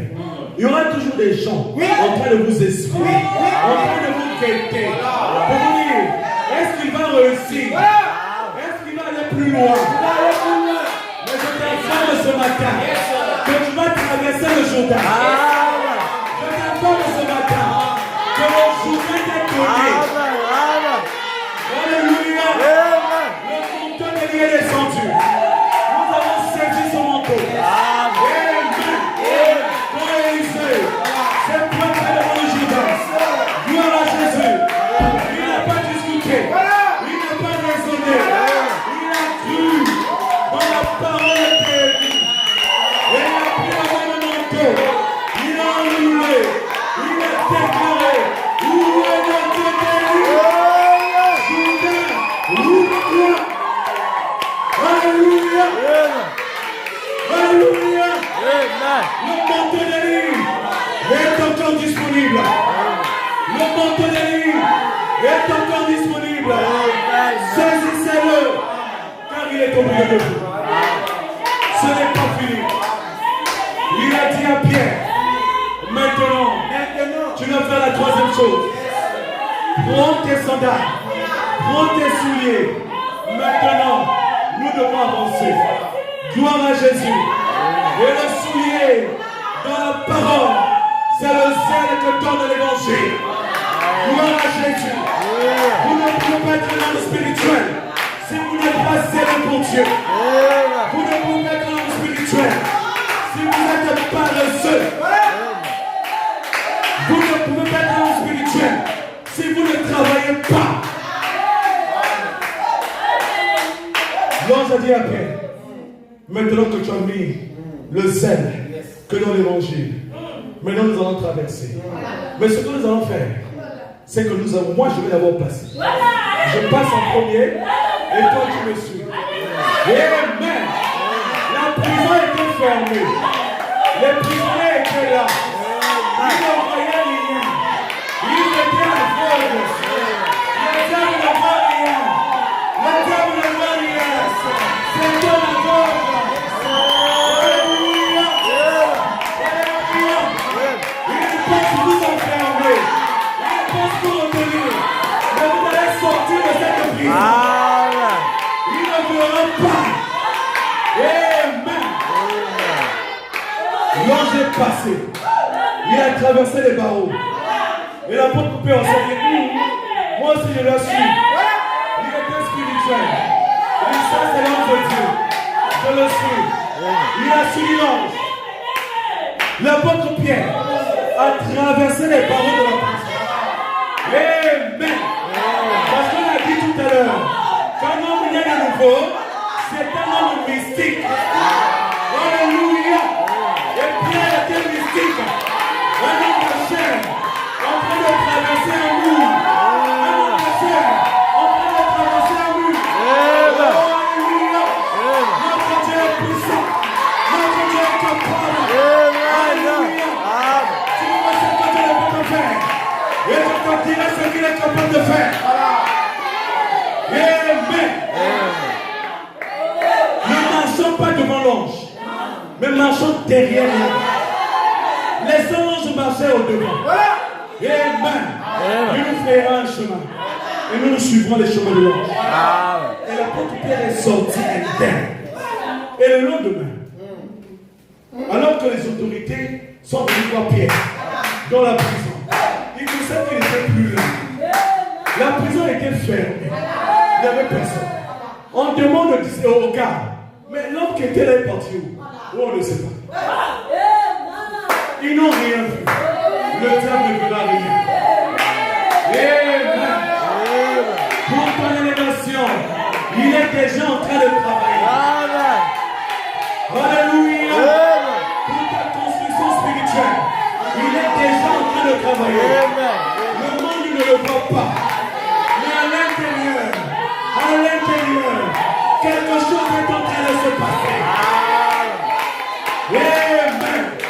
À l'intérieur, il y a un travail qui se fait. À l'intérieur, il y a un travail qui s'opère. À l'intérieur, Dieu est en train d'agir. Et quand le temps va arriver, il vous manifeste. Les gens seront étonnés. Oh, c'est lui là? Oui. Quand j'étais dans le désert, il travaillait avec moi. Quand j'étais dans mes galères, il travaillait avec moi. Amen. Gloire à Dieu. Et quand Pierre a quitté la prison pour se retrouver devant la porte appelée la belle, et dans la porte de fer, alors il s'est posé la question, est-ce que c'était une vision? Est-ce que c'était réel?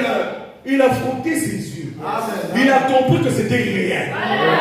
C'est à tel moment qu'il s'est posé la question, je suis capable de faire de telles choses. Amen.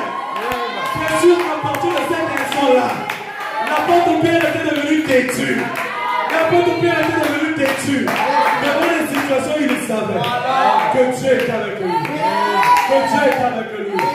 Oh, vous ne savez pas, bien mes frères, combien le diable nous rend service. Quand il nous éprouve, il nous rend service. Quand il nous attaque, il nous rend service. Il nous rend simplement plus forts. Nous sommes comme ces arbres-là, plantés, alléluia, dans le désert. Plus les vents souffrent, plus nous enracinons sous le sang. Amen. Et quand les saints, en train d'intercéder, entendent une personne frapper à la porte. Toc, toc, toc. Toc, toc, toc. Ils avaient peur. Ils se disaient, mais qui est-ce?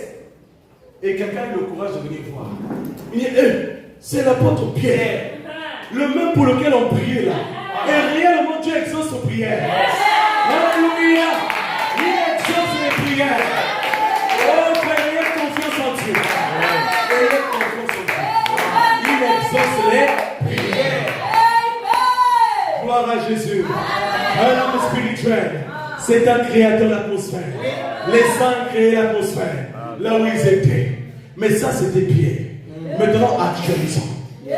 Ça, c'était l'apôtre Pierre. Maintenant, actualisons. Le frère Branham, dans son ministère, c'était un créateur d'atmosphère. Voilà. Alléluia. Il y a un récit qu'il raconte.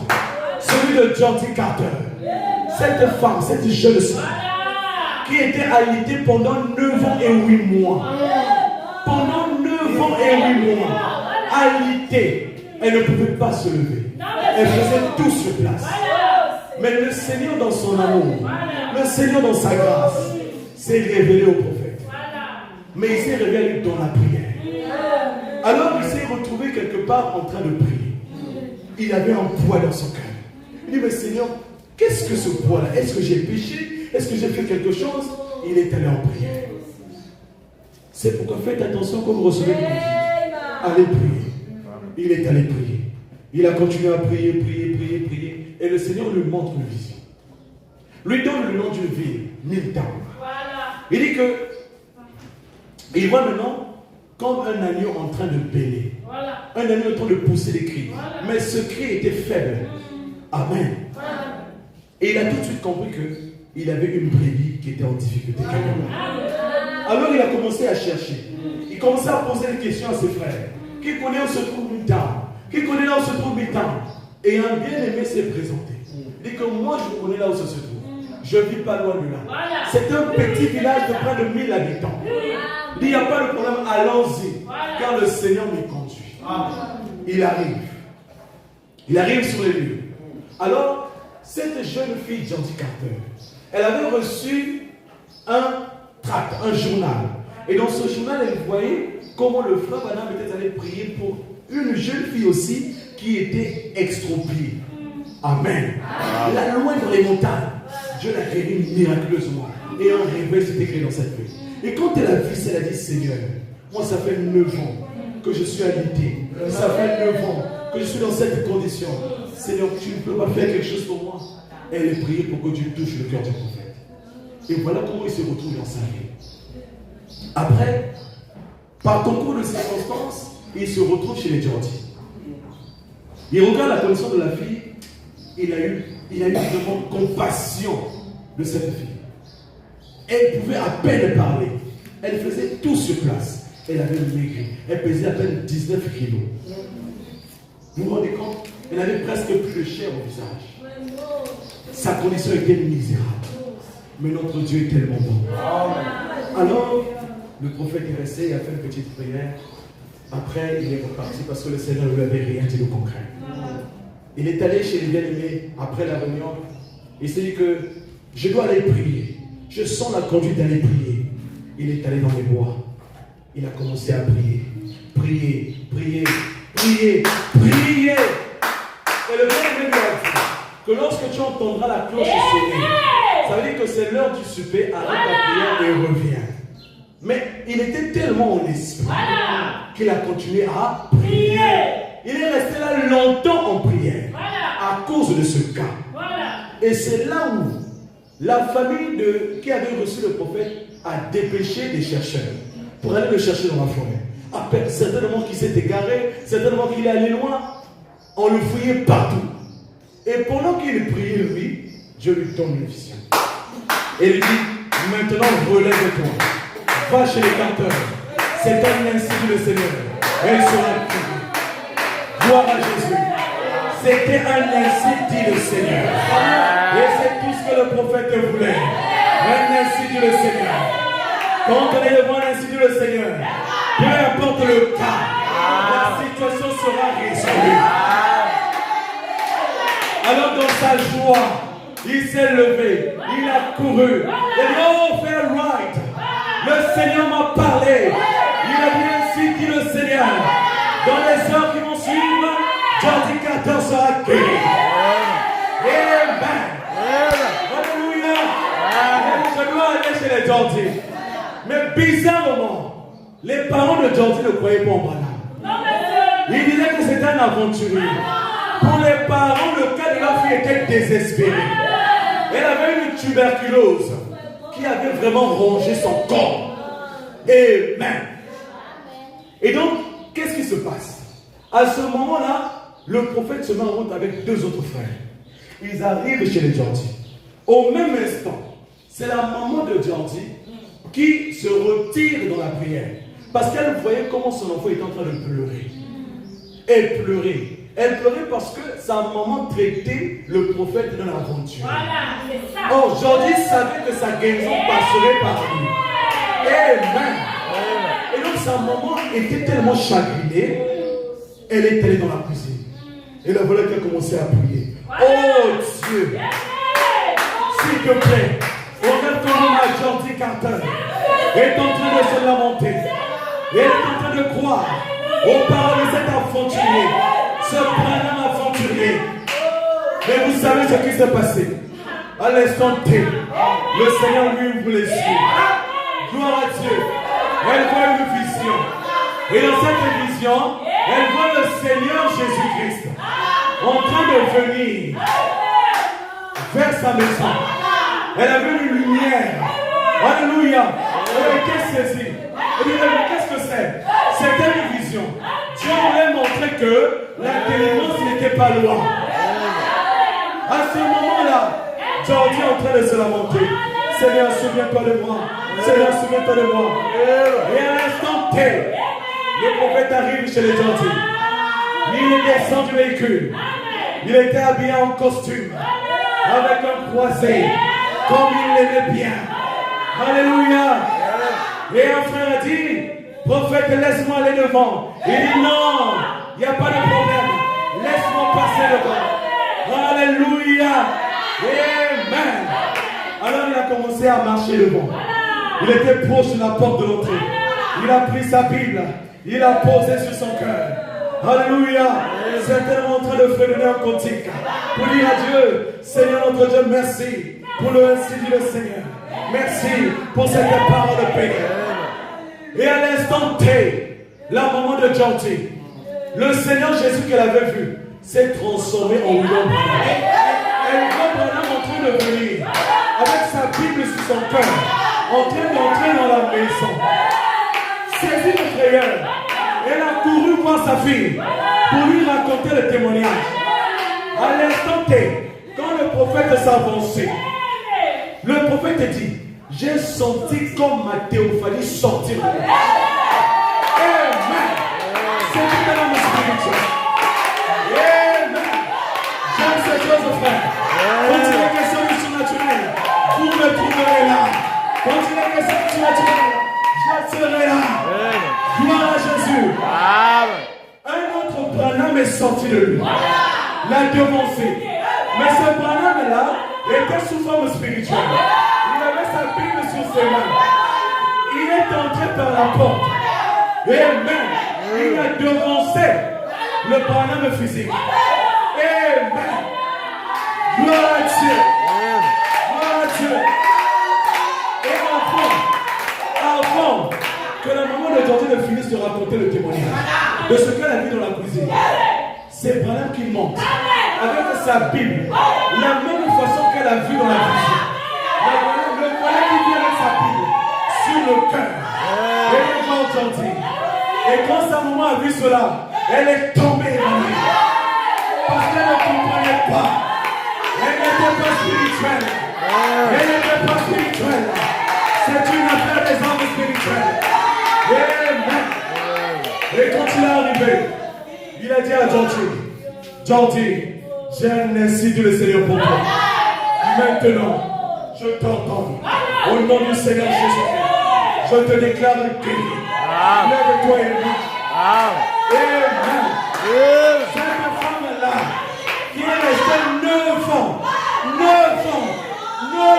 allongée, elle ne peut même pas arriver devant sa fenêtre. 9 ans sur place, elle fait le miraculeux sur nous.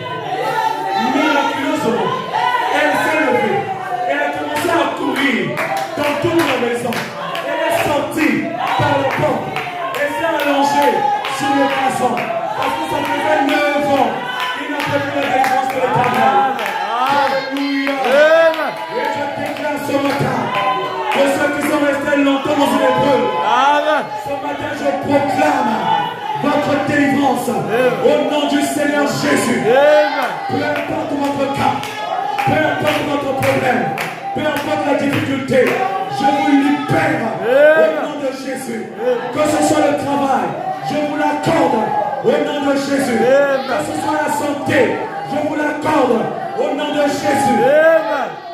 Peu importe, que ce soit des liens de famille, je les prie ce matin. Amen. Au nom de Jésus. Maintenant, nous faisons face à une armée des hommes spirituels. Nous faisons face à une armée des hommes spirituels. Et nous sommes des gens spirituels. Gloire à Jésus. Gloire à Jésus. Gloire à Jésus. Ça, c'était le prophète. J'atterris avec cette histoire. J'atterris avec ce témoignage. Un jour, j'étais au service. Et dans mon cœur, à midi, j'avais un poids dans mon cœur. Je voulais aller exhorter les gens. Et il y avait une fille juste à côté de mon service qui avait une cabine Momo. Alors je suis sorti du service, je suis allé la voir. Je n'avais qu'une heure de pause. Alors conduit par Dieu, j'arrive devant elle. Elle avait des problèmes, elle avait des soucis, je ne savais pas. Je suis arrivé, j'ai commencé à parler. Alléluia. Quelque chose s'est produit. L'atmosphère avait changé. La fille qui était triste, elle est devenue joyeuse. À un moment donné, elle est devenue calme. J'ai compris que là, la présence de Dieu a commencé à toucher son cœur. Vous savez ce qui s'est passé. À l'instant T, l'onction est descendue dans la cabine. Elle a commencé à prophétiser. Alléluia. Elle ne s'y attendait pas. Mais elle avait oublié. Elle était devant un homme spirituel. Amen. Il fallait créer l'atmosphère. Et l'atmosphère a été créée. Mais ce n'est pas tout. L'onction l'a saisi. Et quand moi j'ai senti cette présence, je l'ai dit maintenant, je ne dois plus parler. Je laisse Dieu maintenant prendre la relève. J'ai tourné le dos, je suis parti. Mais de 12h jusqu'à 22h, elle est restée sous son esprit. Alléluia. Elle a commencé à avoir des messages pour son église, pour son pasteur, pour les ministres de son église. Amen. La présence de Dieu l'avait environnée. Elle n'était plus triste. Quelque chose s'était passé en elle. Et le soir, elle a dit, je ne peux pas garder ça pour moi. Parce qu'elle avait culte ce jour-là. Elle m'appelle. Et quand elle m'appelle, elle me dit, oh frère, grand frère, merci pour la visite. Merci pour le passage. Ça m'a tellement fait du bien. Regarde ce qui s'est passé. Regarde ce qui s'est passé. Regarde ce qui s'est passé. Mais pendant qu'elle parlait, j'avais une dure journée. J'étais fatigué. J'ai dit maintenant, on va prier pour bénir le Seigneur. Alléluia. Et quand j'ai commencé à dire, Seigneur Dieu Tout-Puissant, une onction est descendue là où j'étais, au bout du fil, là où elle s'est trouvée. Elle a commencé à parler en langue. Elle a parlé en langue. L'atmosphère était changée. On pouvait sentir cette présence là. La foi peut créer les grandes choses. La foi peut créer les grandes choses. Élève ta foi ce matin. Élève ta foi ce matin. Car tu es un créateur en miniature. Élève ta foi ce matin. Car tu es un créateur en miniature. Alors lève-toi. Ne pleure plus. Confesse-le comme ton roi. Confesse-le comme ton Seigneur. Et il prendra soin de toi. Il agira. Ce qu'il te demande, c'est avoir foi dans sa parole. Amen. Tu peux créer cette atmosphère autour de toi. Amen. Chaque jour que Dieu fait, tu peux créer cette atmosphère. Quand tu as besoin de quelque chose, ne te précipite pas à demander à Dieu, mais crée d'abord une atmosphère. Crée d'abord une atmosphère. Dans tes prières, crée d'abord une atmosphère autour de toi. Purifie l'atmosphère. Assainis l'atmosphère. Et quand tu assainiras l'atmosphère, à ce moment tu peux demander ce que tu veux. Parce que l'atmosphère est propice pour demander à Dieu les requêtes. Il est maintenant temps que nous puissions nous abandonner à Dieu. Alors j'invite le peuple à se lever. Nous allons passer un moment dans la prière et demander à Dieu de créer cette atmosphère dans nos vies. Que nous soyons des hommes spirituels, que nous soyons des femmes spirituelles, dans nos maisons, que nous soyons spirituels. De cette spiritualité-là, que nous puissions contaminer les autres. les emmener à croire à ce glorieux message. Dieu nous a tout donné. Mais la vie est un choix. Le choix que beaucoup ont fait ce matin, c'est de choisir la voie des critiques, la voie des disputes, la voie des commérages, la voie de l'impudicité, la voie des impuretés, la voie des querelles. Mais nous faisons le bon choix ce matin. Choisissons de créer l'atmosphère. Partout où nous allons, dans un lieu de service, créons l'atmosphère. À l'église, créons l'atmosphère. Partout où nous allons, créons l'atmosphère. Dans nos communions, créons l'atmosphère. Dans nos maisons, créons l'atmosphère. Nous chasserons Satan loin de nous. Nous chasserons Satan loin de nos vies. À cause de cette atmosphère-là, Dieu sera toujours présent au milieu de nous. Dieu sera toujours présent au milieu de nous. Tu me diras, frère, je ne sais pas comment créer cette atmosphère. Mais est-ce que tu es né de nouveau? Est-ce que tu as accepté le Seigneur Jésus-Christ comme ton sauveur personnel? Est-ce que tu t'es fait baptiser? Est-ce que tu as reçu le Saint-Esprit? Est-ce que ces choses sont arrivées dans ta vie? C'est en recevant cela que tu seras un créateur d'atmosphère. Tu dois créer cette atmosphère autour de toi. Tu dois créer cette atmosphère autour de toi. J'invite la sœur Queen à venir rechanter le même cantique.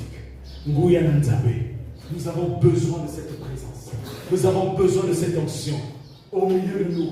Qu'il vienne, qu'il agisse, qu'il fasse quelque chose pour nous. Ma sœur, crée cette atmosphère au milieu de nous. Nous en avons besoin.